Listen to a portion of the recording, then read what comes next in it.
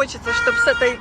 Ой, что там происходит? Пожалуйста, запарковались, и трамвай не может проехать. Ну, зачем это делать, если ходит общественный электротранспорт? Вот еще автомобиль едет по рельсам. Я не понимаю, все-таки правила общие для всех.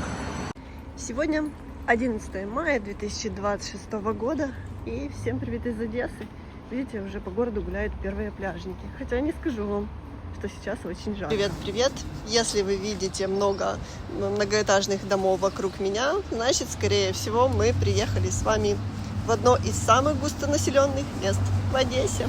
Приехали мы сегодня с вами на Гагаринское плато. Вокруг этого места уже много десятилетий ходят целые легенды. Кто-то пугает тем, что это место непригодное для жизни и что в любой день здесь может случиться катастрофа.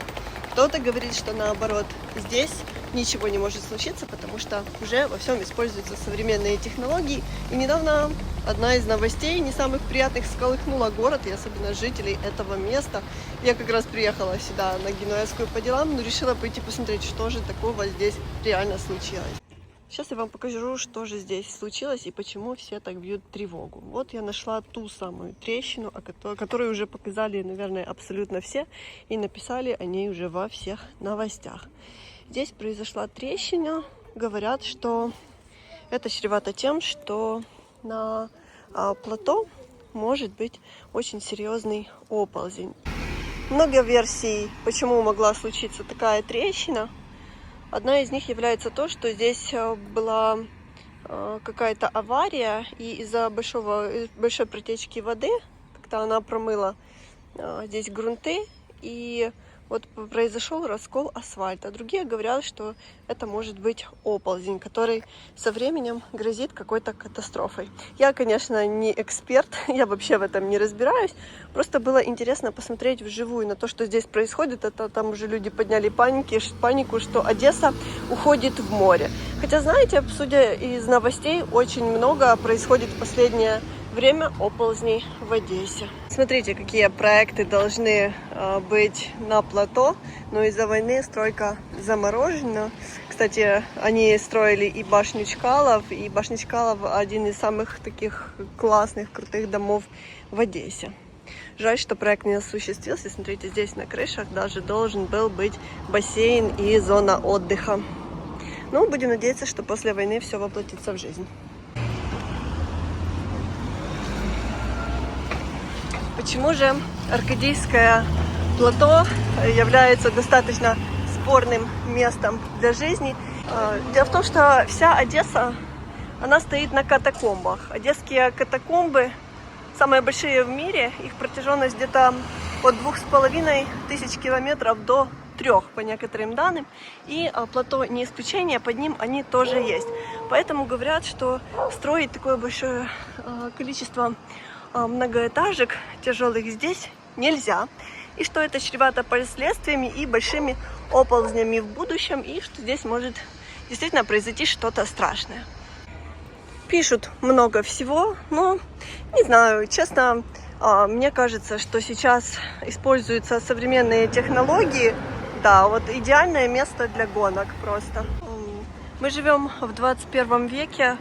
Есть в мире существует, вот, допустим, возьмем Дубай, да, там вообще делают искусственные острова, на них строят тоже многоэтажные дома. В Японии делают искусственные острова и вообще построили аэропорт на них, да. Сейчас такие технологии, что можно строить практически где угодно. Поэтому, я думаю, они в Одессе тоже используются. У нас много современных строительных компаний. И я думаю, люди же понимают тоже, что они делают. Поэтому, мне кажется, не все так страшно, как об этом говорят. Здесь еще много строек планируется. Из-за войны много всего замороженного. Не знаю, как будет здесь дальше. Ну, хочется верить, что все будет хорошо, ничего здесь не случится, а то уже разгоняют, что часть Одессы уйдет под воду, часть Аркадии обвалится, часть еще что-то. Я, конечно, не знаю, что может быть, все возможно, ничего не отрицаю. Ну, конечно, хочется не паниковать, но И в то же время хочется, чтобы все службы максимально на это обращали внимание. Все-таки здесь много людей покупают квартиры и много людей живут. Просто показываю вам, что происходит в городе. Кстати, здесь, вот видите, закрытый участок. Здесь начинает строить, несмотря на войну, несмотря на то, что много прилетов в жилые дома, все равно в Одессе люди покупают квартиры, все равно хотят жить у моря и инвестировать деньги в наш город. Что бы там кто бы ни говорил, но Гагаринское плато — это, знаете, такое завидное место для жизни среди многих людей. Здесь и живет много людей, и многие хотят здесь арендовать квартиру, и многие хотят квартиру для себя купить, особенно люди, которые приезжают из других городов, потому что здесь близко море и здесь очень близко Аркадия. Многие покупают здесь квартиры для инвестиций, поэтому популярностью она пользуется и никого, в принципе, не останавливает то, что здесь очень густонаселенный район в Одессе. Несмотря на много минусов, здесь есть много плюсов для большого количества людей. Так, жители Аркадии будут рады. Вижу здесь, что что-то изменилось. Посмотрите, все помнят тротуар разбитый, который здесь был, и просто шел и ломал себе ноги. Вижу, везде уже постелили асфальт. Здравствуйте. Спасибо большое, здравствуйте. Можно? Да? А может, хотите? Я встретила наших зрителей. Как вас зовут? Виола? Очень красивое имя. Здесь шумно, правда. На фоне красивого дома. Может, вы хотите кому-то привет передать? Да. Вот все, кто меня знают. Всем привет. Спасибо большое. Хорошего дня вам. Здесь немного шумно, но хочется именно с этого места сказать. Я часто встречаю наших зрителей, не все хотят сниматься. Но поверьте, вы когда отзываетесь, когда вы говорите столько приятных, хороших слов, я становлюсь такой счастливой. Конечно, сначала теряюсь всегда, потому что я не ожидаю кого-то внезапно встретить, никак к этому не привыкну. Но когда вы уходите, я еще иду и просто километр улыбаюсь, потому что это безумно приятно. И я счастлива, что наши видео смотрят такие потрясающие, такие позитивные, приятные и замечательные люди. Хочу вам показать место, которое, по моему скромному мнению, является одним из самых красивейших мест на плато. И здесь просто невероятная атмосфера. Если вы живете в Одессу, обязательно сюда загляните. Здесь есть армянская церковь. Кстати, кто не знает, Армения — это первая страна, которая официально приняла христианство как государственную религию. Еще, по-моему, в 301 году нашей эры, конечно. Второй страной, принявшей официальное христианство, по-моему, была Грузия. А вот видите, нас здесь встречают такие интересные, можно сказать, памятники, но они на самом деле необычные. Это хачкары. В переводе крест-камень — это сакральные памятники армянской культуры. Посмотрите, это все резьба по камню, и оно настолько красиво сделано, что просто впечатляет. Здесь такая прекрасная атмосфера тишины, спокойствия, знаете, такого умиротворения. И сейчас как раз в Одессе пару тихих дней было, да, было какое-то перемирие, и вышло солнышко, пригрело, как-то так радостно, приятно на душе стало, и хочется наслаждаться каждым моментом, пока есть такая возможность.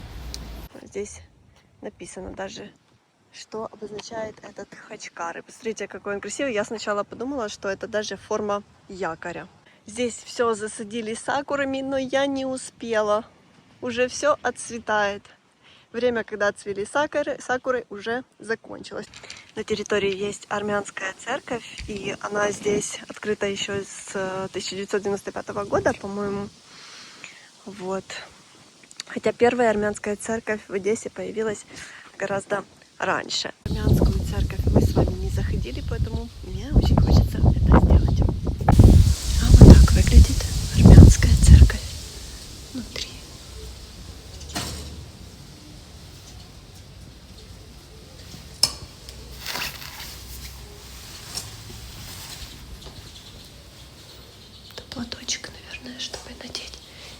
пойду дальше, но покажу вам просто, как она выглядит. Очень здесь такая спокойная и тихая атмосфера.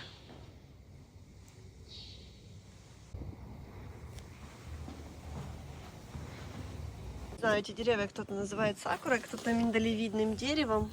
Как они называются, пишите, пожалуйста, в комментариях. Вот смотрите, какие розовые лепесточки от них. Жаль, что это все имеет свойство отцветать. Сегодня так тихо. Уже вроде бы как перемирие подходит к концу. Вроде бы сегодня его последний день. Не знаю, как в других городах было спокойно или нет. Я не следила за новостями, но в Одессе эти дни было тихо, спокойно. И сегодня обед еще не было воздушной тревоги. Какое это счастье почувствовать, что мы живем какой-то нормальной жизнью, что мы не зависим от тревог, что мы не боимся за свою жизнь, что ничего не летит, никто не атакует наш город.